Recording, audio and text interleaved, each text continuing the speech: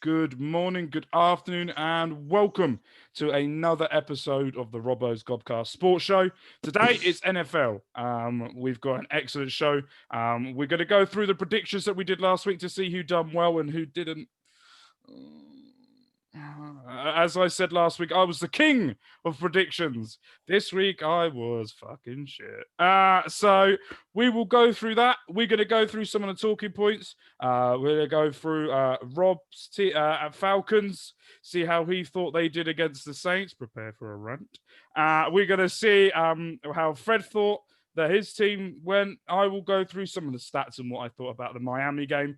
And I'm going to ask Dan his most interesting or what he found the best that happened over the weekend. You have time to think about it. I've got it. Focus as the Bucks weren't playing last weekend, so he had a nice, chilled, relaxed, just doing what he wanted to do weekend. So let's get into it. Fred, I'm going to go to you first because I don't think I've ever I don't know. Oh, fuck off, Birmingham. I'm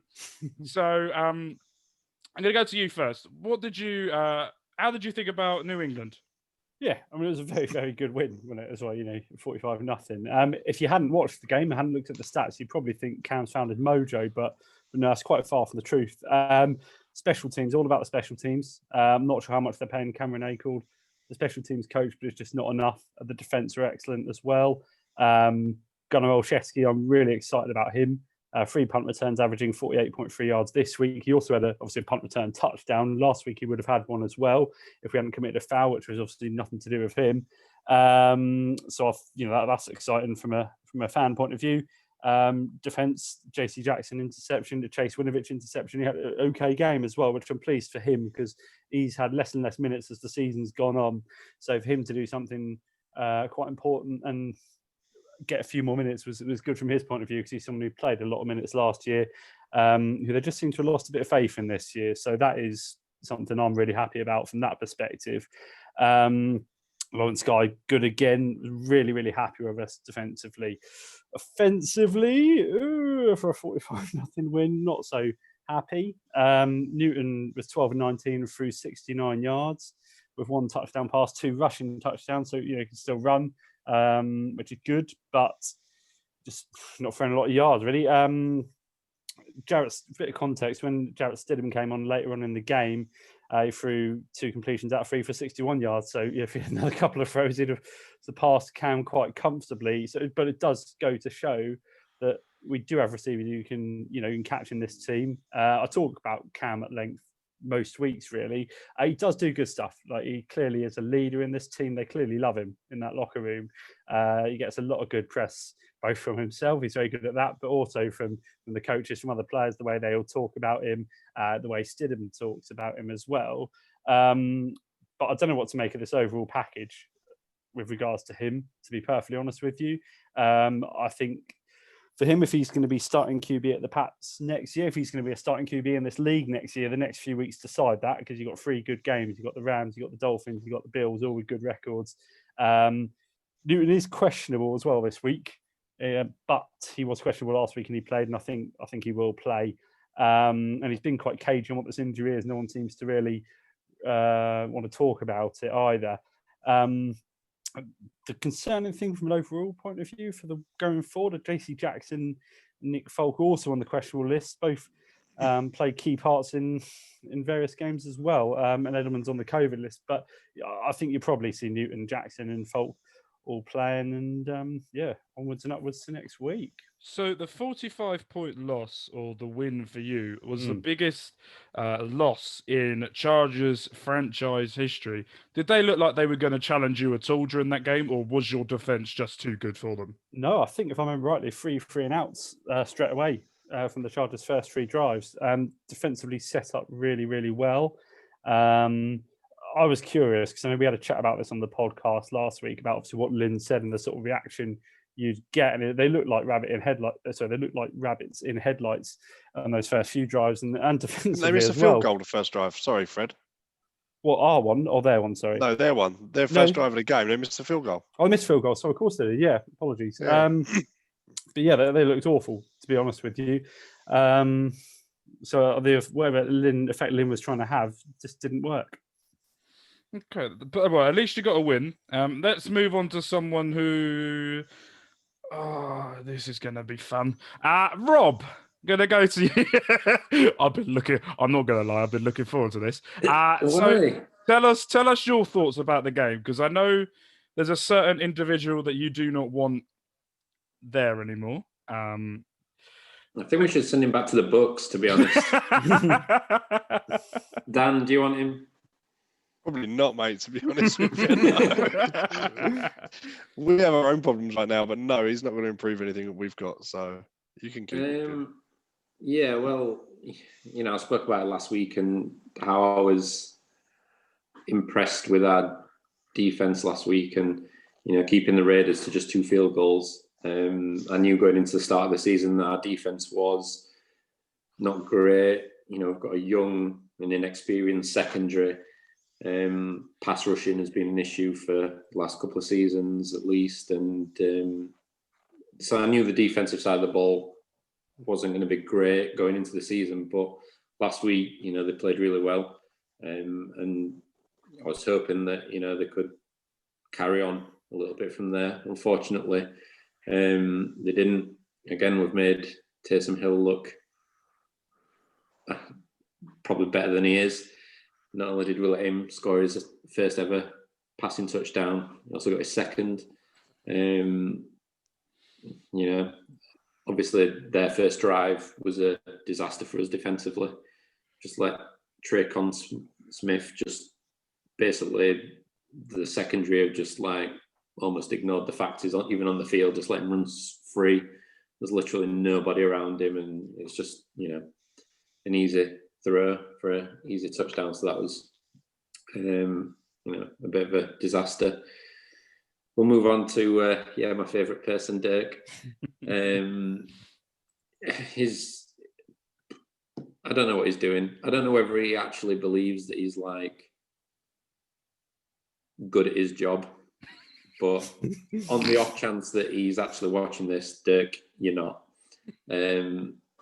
It's like he's playing Madden. Like when I play Madden, I have the same 3 calls that come up every time. And I know that I can make them, so I play them. The difference with Dirk is he knows they're not going to work, and he picks them anyway. I've seen Ryan getting a bit of stick again, saying he's holding on to the ball too long. I think the problem is we can't scheme anyone free. No one's getting free. So he is holding the ball too long, but that's through no fault of his own. And he's, getting sacked or throwing it away or making bad throws because of it. I don't know whether Raheem Morris has the authority to sack any of his coaches as the interim coach, but if he does and he isn't getting rid of Dirk, then that's not going to do his credentials any good for wanting the job full time. And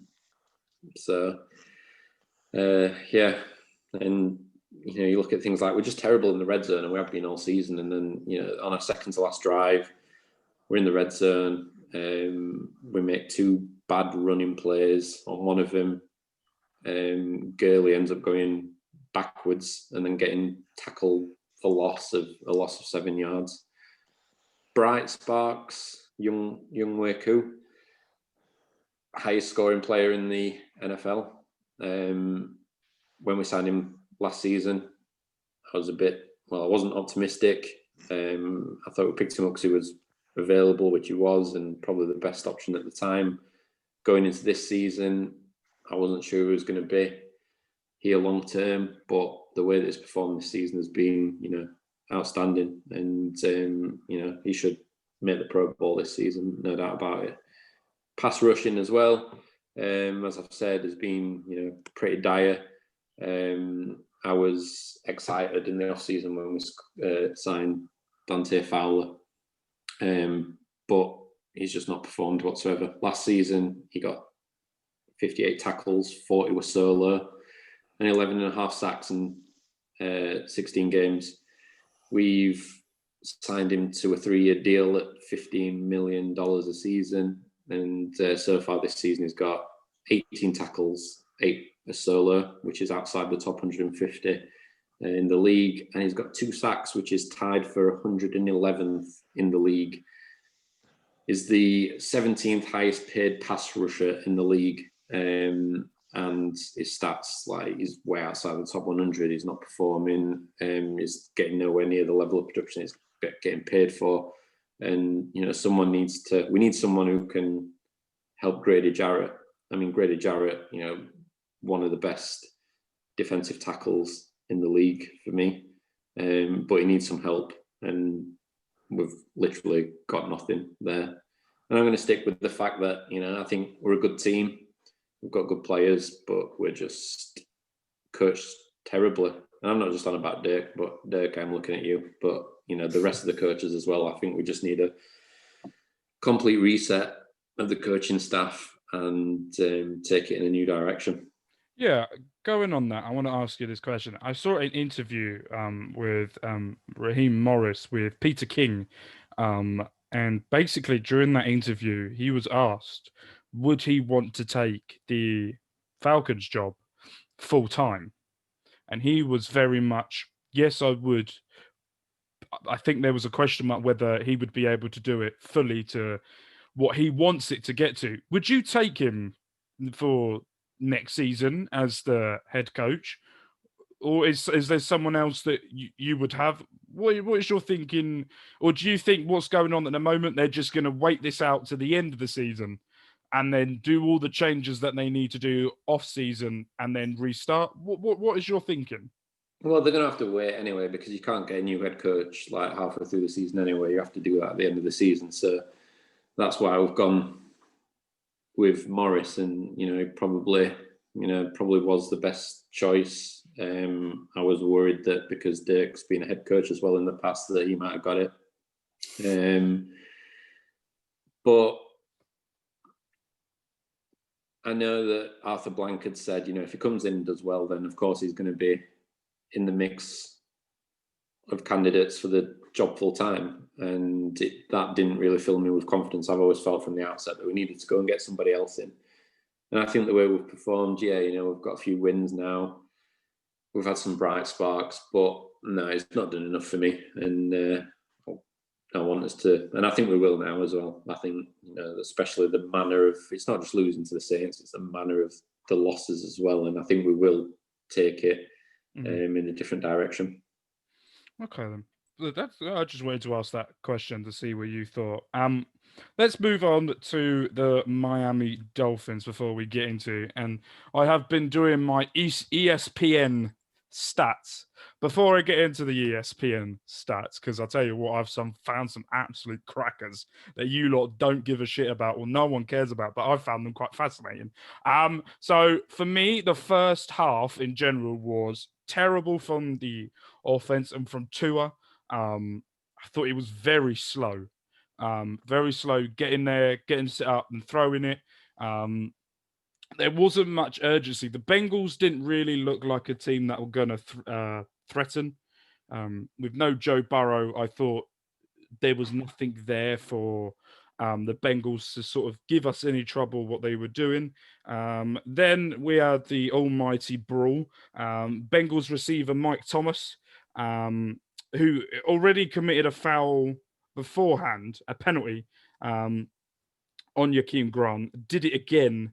I don't know whether you guys have seen it or not, but it was basically a punt to Jakeem Grant. Before he even caught it, it's gone straight through him for the second time. And then Brian Flores must have seen something and then run over to the Bengals bench and I think tried to fight every single one of them. And then I think it was Devontae Parker got disqualified. Xavier Howard, I think, got disqualified as well. And I think there was 5 disqualifications in total. And then I think, and surprisingly for myself, Mike Thomas was never disqualified. And I don't know how back to back, but before he got disqualified, Xavier Howard made another interception. He's gone for the last 4 games. He's on the 4-game streak now with interceptions. The defense for Miami looks very good. I think it's definitely going to be a struggle this week, but I say but because of the second half. Tua come out and he become a completely different person than what he was the first half. First half, very slow, thought too much. The running game wasn't really in it. It was just throwing every 3 seconds or however long it took them. But they got Jakeem Grant to be a running back and got him on the ball a bit more, and he was running. And what I want to say as well is, oh, here we go. Here we go. Ready for this? Ready for it? We made 2 interceptions in that game. That was the only stat. The stat for Tua in that game was he threw for 296 yards and got 1 touchdown out of that. As well, at the same time, Lester Howes is the only player since 1970 with a multiple 4-game streak with an interception in a game. Tua, ready for this? Ready? Tied the Miami Dolphins franchise record for most consecutive starts without an interception, which is 5. Not only is he doing it, he's doing absolute bits with it. The field goal as well. The kicker has made 28 out of 29 field goals this season, which is a 96.6 percentage. He's got 17 from 40 plus yards and 8 from 50 plus yards. We're 8-4 for the first time since 2003. And last stat of the day for you guys, so I don't go overboard with the stats, is this basically has turned into my Tua love. There's a list of the NFL QBs in the history who have won 4 of their first 5 starts as an NFL quarterback. Ready for it? Dan Marino, Ben Roethlisberger, and Tua. That's it. That's the list. Done. God, he is the saving grace. He is the Tom Brady of Miami. He is coming to bring that Super Bowl back to Miami. I fucking hope so. But we've got a very, very, very, very difficult game coming up, which will be in our predictions this today as well. The Chiefs will be coming to Miami. Comparing the 2 stats and the 2 teams, Miami are first in offense. We are 28th. Defense, they're 17th. We are 16th. Passing game, they are first. We are 24th. And rushing, they are 16th. We are 26th.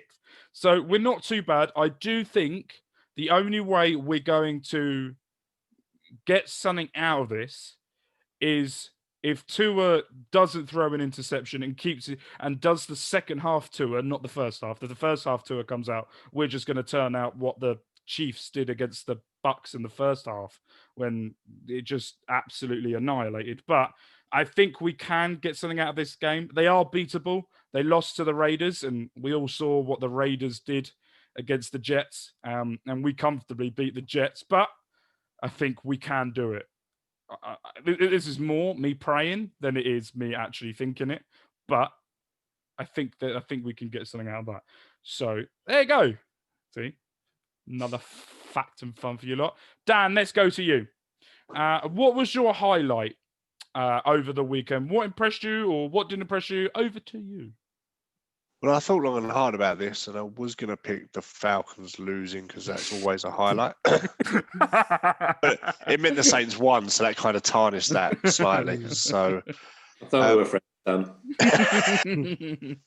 We are all the time. You're below us. Not a problem with that at all. I've picked my most surprising performance, if you will, and that for me was the Cleveland Browns. And 41-35 over the Titans, 38 points in the first half, and it was billed as a Derrick Henry meets Nick Chubb and Kareem Hunt run. And Cleveland, for me, absolutely surprised everybody with 4 passing touchdowns in the first half. And Mayfield turned up. He delivered. Stat line for Mayfield, 25, 334 yards and 4 touchdowns. one of his better performances I think he's ever had. And I just think they got that. We talk about schemes and game plans and entering the games with the right strategy. They caught everybody off guard. Anything inside 10, 12, 15 yards is give the ball to the two running backs. And they threw a touchdown to an offensive lineman. Do you know, they had Jarvis Landry throwing passes. They just caught everybody off guard. And it wasn't what the defense was expecting. It wasn't what the defense had prepared for. It got them a big enough lead early on that they was able to hang on. They lost the second half 28-3, but they were 38-7 up at half time. It got them enough in front to hold on, and that for me, I'm not very high on the Browns. I'm not a big fan of the Browns. They got that right on the day, and you have to give them praise for that. Perfect. I was thinking you would say Tua was going to be impressive because he's an absolute god, but he's absolutely Tua. I'm not a big fan of Tua. Oh, he will make you a fan. He will make you bow down to him. How many wins is it? How many wins did you say he's had in a row? 5. He's got. He's 4 in a row. Okay, I'd probably say this one he won. The others have been a team effort. There's been a lot of defense and special teams 100%. helping him. I noticed the Dolphins went a lot of no huddle offense. He was getting the ball out in just over 2 seconds, very quick. They trusted him a lot with play call at the line, and they trusted him a lot with picking up a first read and playing it, and he executed it. To be fair to the guy, he's got it. They just need to trust him a little bit. If they do, yeah, maybe he could be good. Just hope he stays fit for his sake. Yeah, I can't remember who I saw, but I can't remember who it was. But I saw one of the Miami Dolphins on Pat McAfee's show, and he said the thing that he's very impressed about Tua was as soon as he arrived, he was jointing at the hip to Fitzpatrick. They literally couldn't remove Tua from Fitzpatrick because that was the best thing they could do for him. Have someone that's been around the NFL for so long, but then at the same time, when he was in New York last week, it gave him that bit of when he was told he couldn't play, a bit extra motivation, I think, for going into this game, because you could see when he was stood on the sideline that he was chomping at the bit to be out there and to listen to what goes into Fitzpatrick here. He's going to be a god, and he's going to be the best thing to ever. Patrick Mahomes will have to kiss his feet at one point, but we'll see. I'm doing all this talk. You watch this bite me in the arse next week. We've recorded that, right? Right, let's move on. We haven't put this down, but I want to do this for the. So we've done a whole week's worth of prep, and now you're chucking something on us that none of us. No, I'm not chucking on at anyone. Awesome. I'm not chucking on at anyone apart from you. You've said all along that the Steelers are not a great team. You got your wish the other day. What did you think of them against? Well, what is your opinion of them now? It hasn't changed. They're a very good side. They're a good side. They're a very good side. They're not a great side. Other than the Browns and perhaps the Ravens, they haven't faced what's going to be a playoff team. Okay, they've played the NFC East, all of them. One of them will be a playoff team. You could argue if you want to put me up on it, but they're not in the true sense of the word.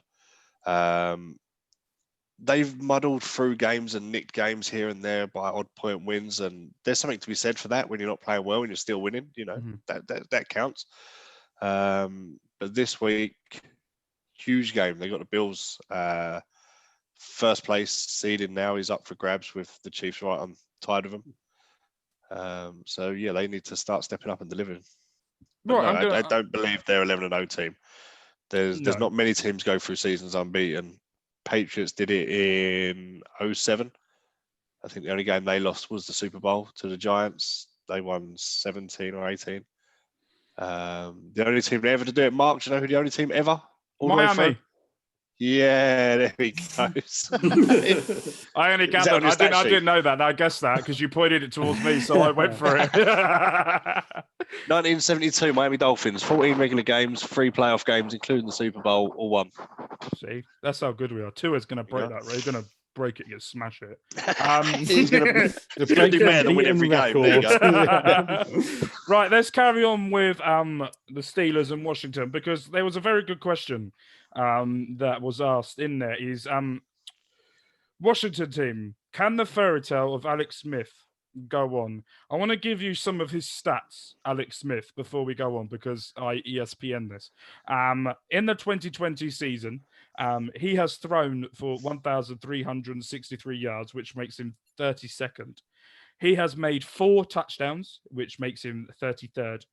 He's tied 5th for 5th most interceptions this year, but he has a QBR record of 40.8. Fred, I'm going to go to you first.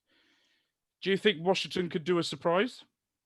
I think they're probably going to win their division, just about. It's a poor one. But, they won the last 3 on the bounce. So what really impressed me, I think they've got a bit of grit about them. So they shut down 4 less than 1 yard attempts in their own red zone against Pittsburgh. They kept Pittsburgh's running game to 21 yards, rushing on 14 carries.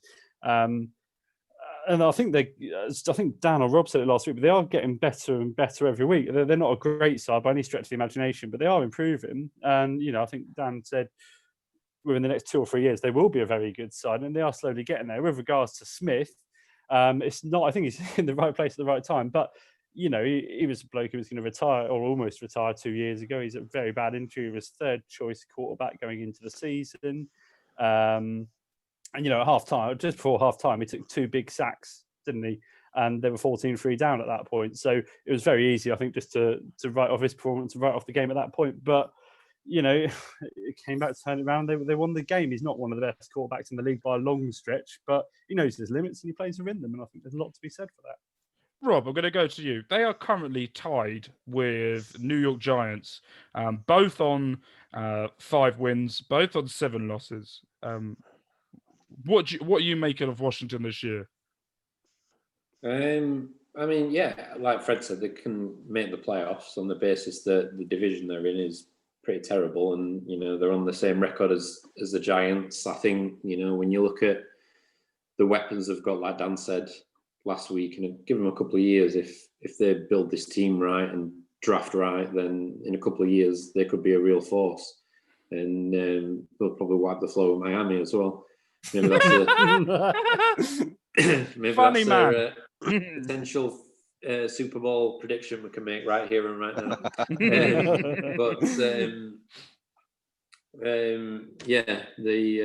I don't think they're not going to go deep into the playoffs.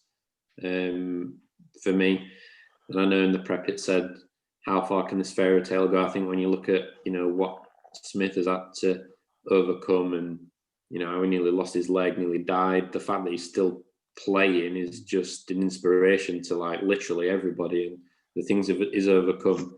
I think he'd turn around and tell you that irrespective of whether they do or don't make the playoffs, whether they go out in the first round or whatever happens, I think he'll turn around and say that for him it was a fairy tale worth living, irrespective of that.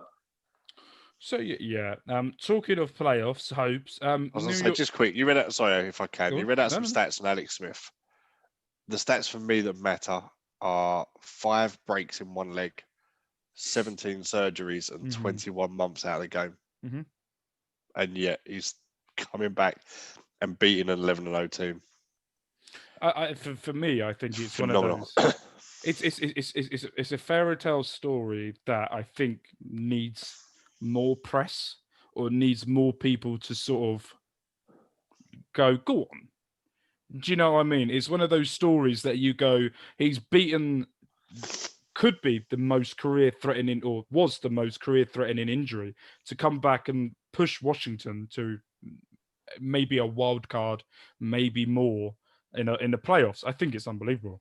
This is all happening at the right time, I think, for him and this whole story as well. Because if they'd started the season, obviously Smith didn't start, but if they start the season, they started doing well, and you build a lot of press up at that point, you put on unnecessary expectations on that team. But the fact they started so poorly, and obviously Smith was, I think, fair choice going into the season, the fact you got momentum at this late stage in the season with sort of 3 of the next 4 very winnable games as well, I think actually all builds in quite nicely to the rhetoric as well of the whole situation.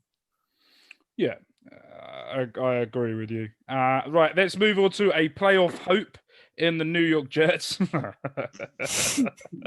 I'm sorry, but that didn't make me laugh.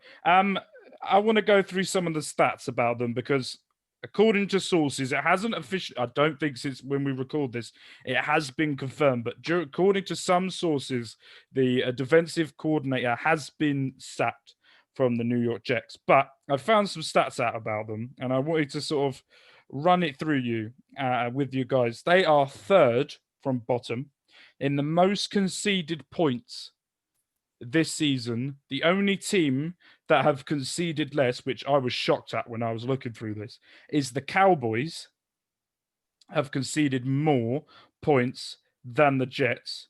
And the other team is, I can find it now. I think it was the Cowboys, and there was another team in the NFC as well that have conceded more. They were so close to beating the Las Vegas Raiders. Do we see any sign of improvement for them? Is there any hope for their fans for the next few?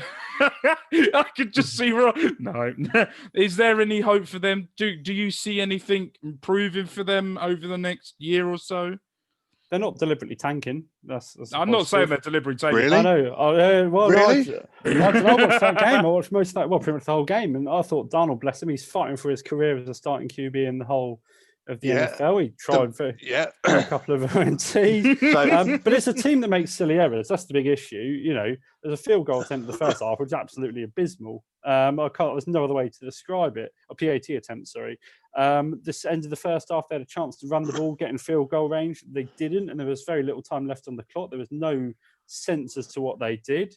I thought the last play, obviously, where Ruggs were running ragged, was egotistical, to say the least, because you put Lamar Jackson, obviously not that one. It was the first-year rookie Jets cornerback all on his own, and he was just turned inside out.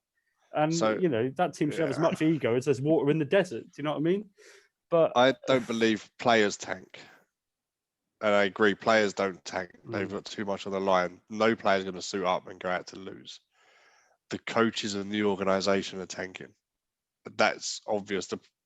You talk about they should have run the ball, they didn't. That's a play calling decision that's made upstairs. The last play, Mark, you'll be impressed with this. Go on. So they sent 7 pass rushers on a blitz on the last play. They left a rookie cornerback one-on-one with no safety cover, right? If you go back to 2006 when the databases started, on a Hail Mary. He's from on ESPN. Yes. I put something on our prep sheet later and it ties in. So if there's 3 metrics to measure against, less than 15 seconds of play, touchdown behind, not a field goal, and more than 40 yards to the end zone to be classed as a true Hail Mary play. There's been 251 of those attempted. Never has 7 pass rushes been sent. Never. That play call was to concede the game. Simple as that. Yes, that guy may well lose his job. Yes, there may well be a nice big thank you bag of something in his boot in the car when he picks it up from the car park. I wrote on our prep sheet, Adam Gase should win Manager of the Year in the NFL. And the reason is he's the only one doing the job that the board have asked him to do. The board have asked him to get next year's first round pick. And by hook or crook, he's delivering it. He's the only one.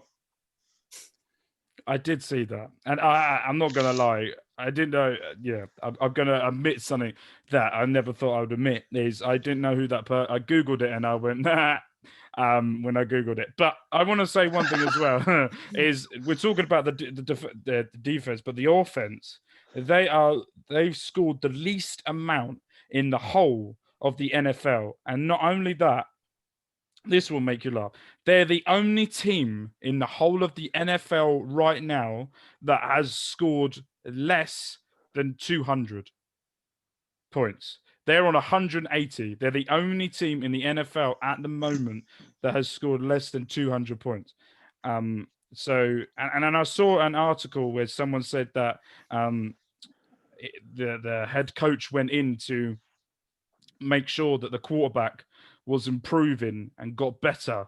And he admitted for the first time this week that he didn't do it. He went in and failed, which I think just proves how bad of an all-round job that they've done.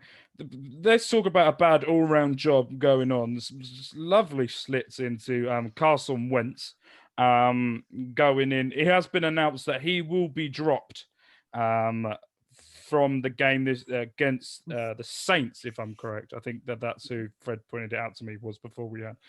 Hurts, who will replace it. Some stats for you. Wentz has been sacked 3 or more times in 10 straight games this season. It's the longest active streak in NFL and third longest single season streak since the 1970 merger. Thank you, NFL Research. I used your link on Twitter. Thank you. So big call because they're going to the Saints, who have already booked their place after beating we all know who to go into the playoffs. Rob, I'm going to go to you. Do you think that was the correct decision to make to try and now build Hurts up, or do you think they should have stuck it out? What's your opinion on it?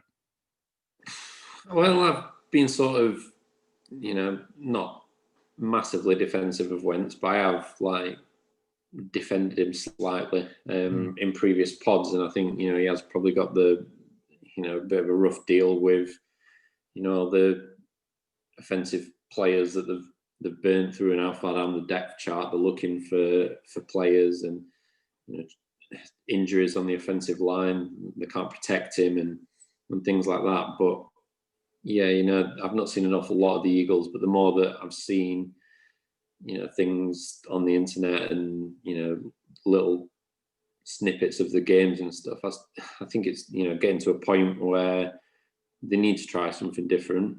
They've drafted a quarterback relatively early in the draft. So, I mean, what else have they got to lose, I suppose? Mm-hmm. They're in a situation where, what have they got to lose? So why not? Dan, I'm going to go to you because I know that you've got some of I'm not going to lie. I haven't done my research poorly. Very poor of me on the new person coming in to be QB for Philadelphia. Talk a little bit about him. Jalen Hurts, dual threat. I think they drafted him second round last year. He's a dual threat runner, passer. I think he's very good. I don't think you draft a QB that high unless you're looking at playing him. I think now they need to see if he can cut it. Wentz clearly isn't at the minute. Whether it be a form thing or whether it be Wentz himself, and he's been found out, I don't know. Hurts has played most games. He's come on and they've set 2 QB setups quite a few times. So he's been on the field. He's been suited. He's made a couple of passes and attempts. Just this week, he was 5 for 12 for 109 yards and a couple of rushes as well. So he can do both. I think if you've got him, you need to see what he can give you, especially even as bad as they are. They're still with a playoff shot if they can put 3 wins together. So why not? I don't think they're in a situation they've got a lot to lose right now, the Philadelphia Eagles. So chuck him in, know what you're working with. I say plan for next year, but I don't know what they're going to do with Carson Wentz's contract because it's going to kill their organization. They're going to have to restructure it perhaps and try and give him a large sign-in, reduce his wage and try and offload him that way. It's similar to when Brock Osweiler was traded and they traded Osweiler and a pick for nothing just to get his contract off the books.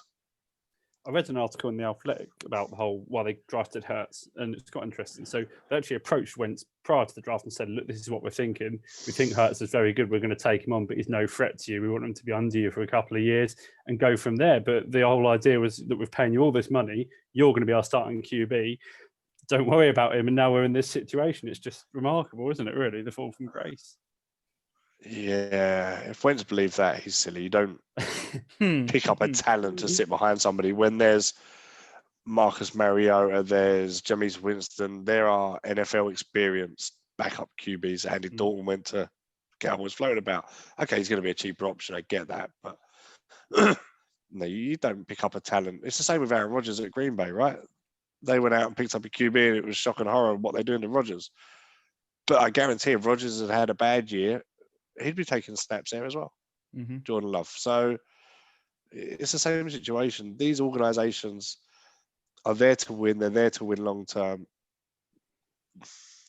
Yes, they've put a lot of money into Wentz. I think they shouldn't have kept Wentz in the first place. They should have stayed with Nick Foles, but that's a different matter after the Super Bowl. And they're paying the price for that now. So, yeah. If you've got anybody below you in the job you do, there's always a threat, right?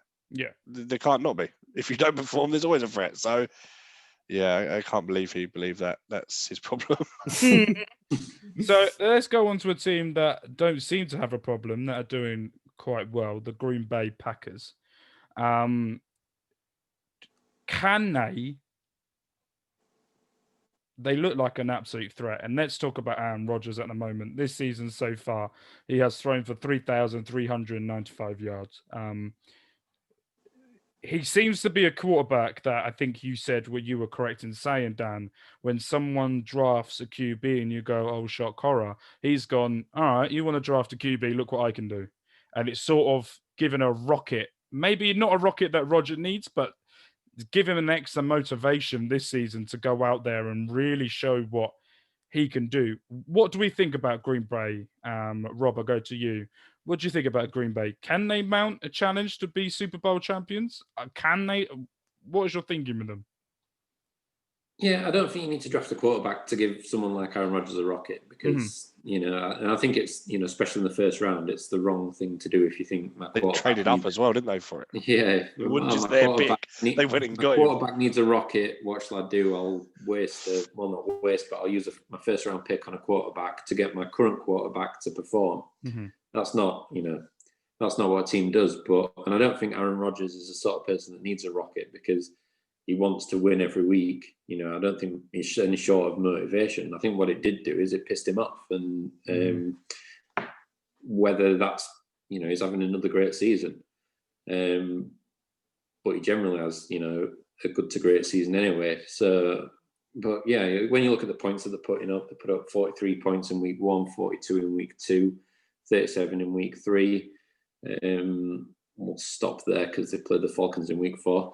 They are the league leaders in points scored per game. And it sort of hurts me to say that, they struggled offensively, whether that was them or whether it was the opposition's defense in one game, which was against the Bucs, where they only put up 10 points.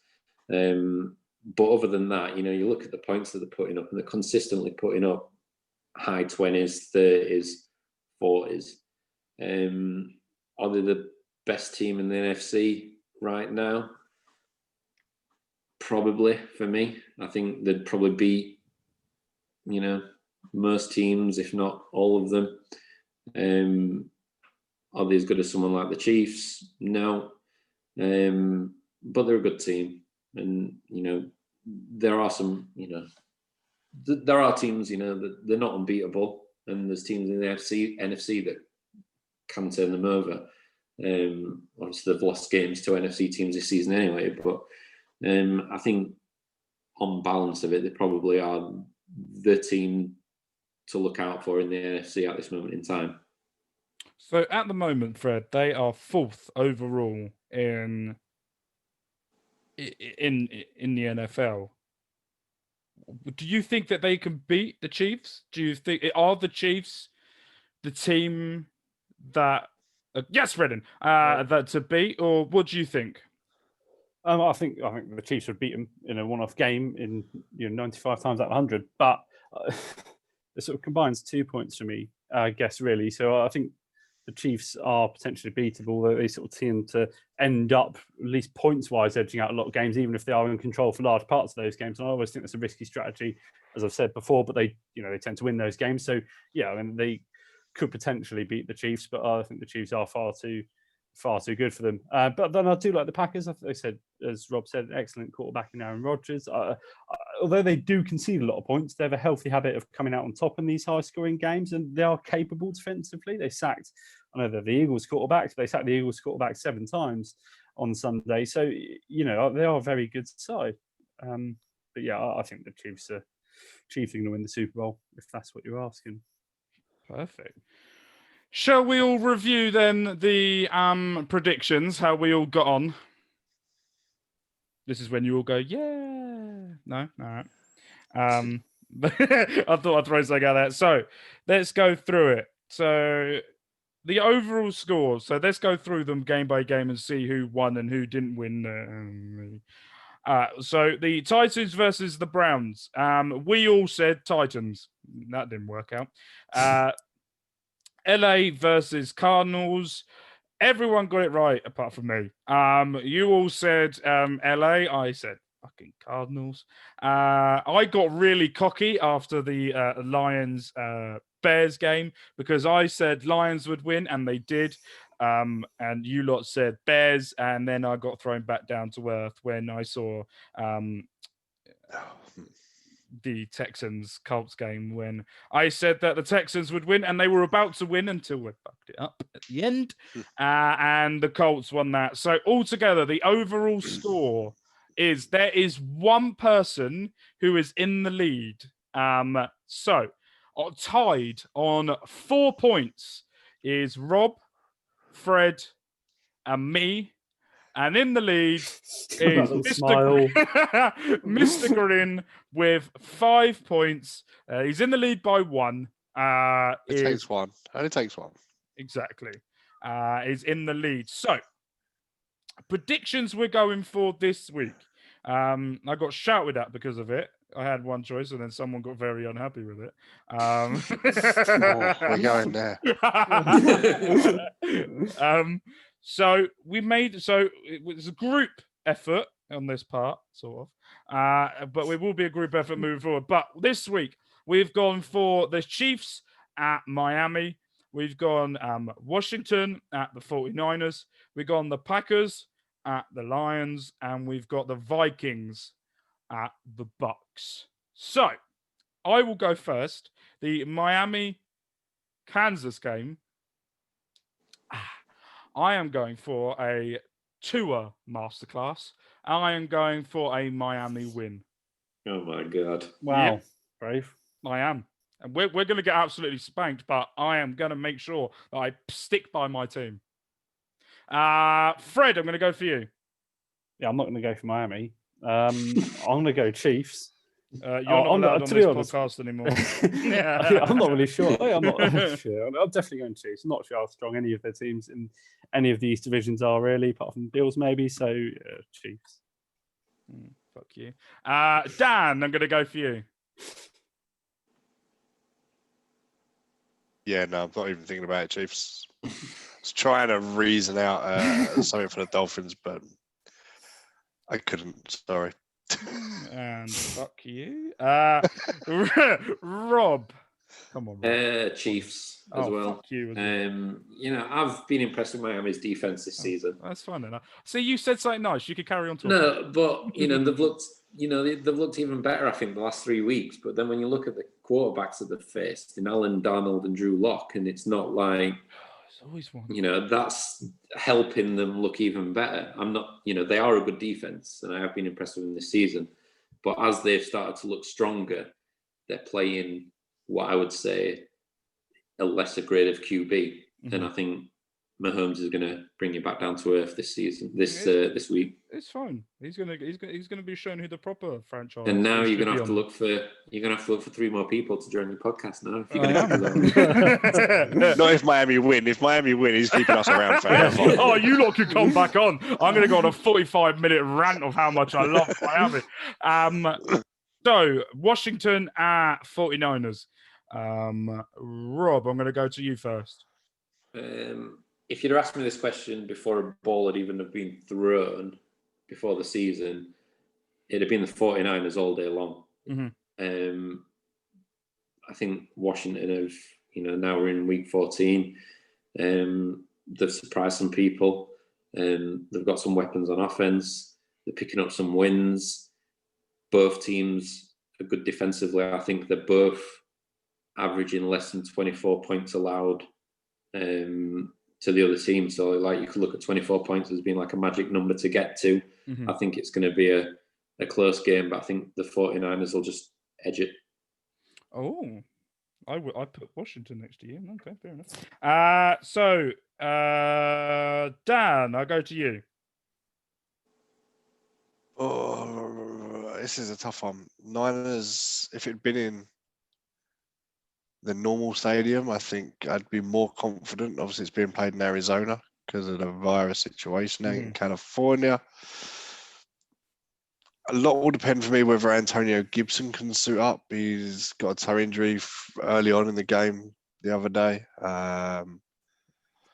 Turf toe, which is such a minor sounding thing that has huge implications on careers. Yeah, I'm going to go Niners because Gibson's not fit. It'd be my hunch. Okay, I am going to go for Washington because I feel like the dream is going to continue. That's literally it. Fred, I'm going to go to you.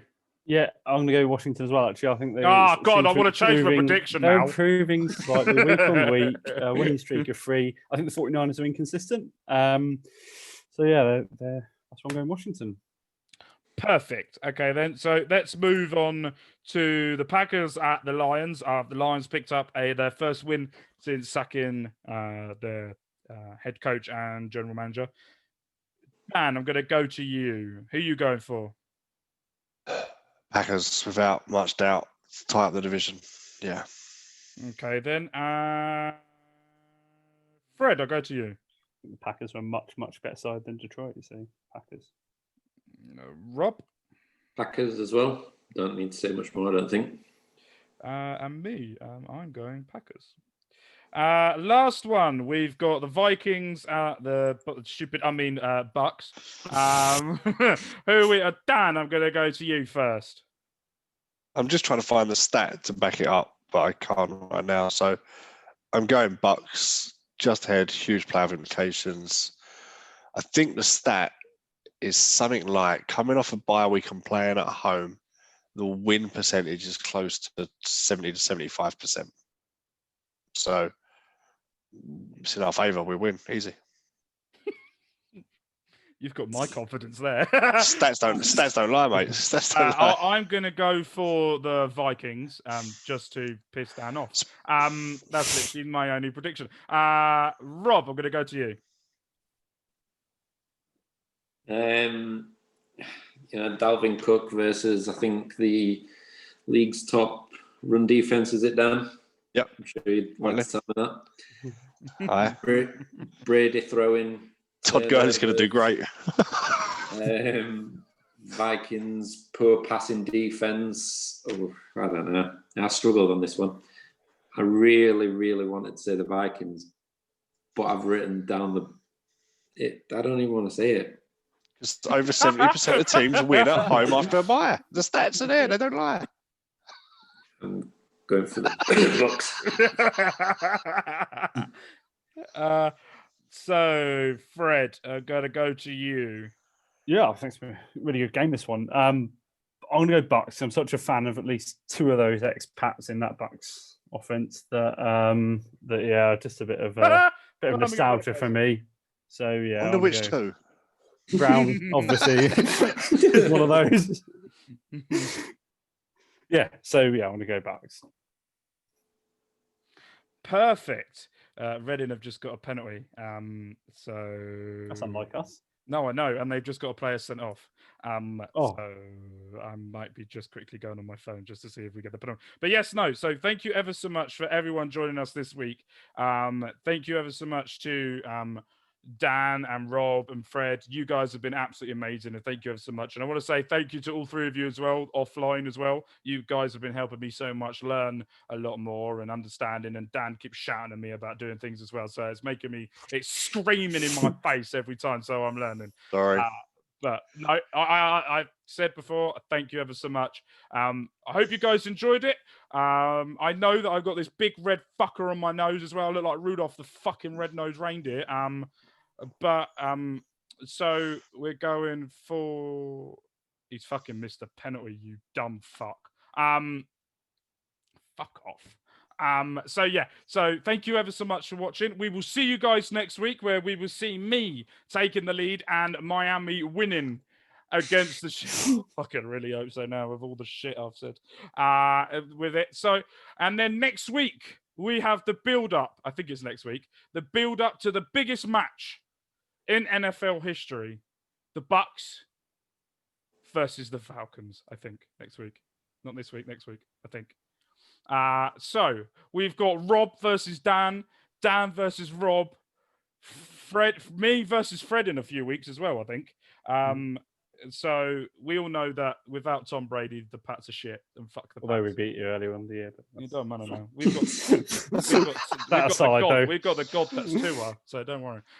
We will see you guys all next week. Take care. Bye. Bye. Bye.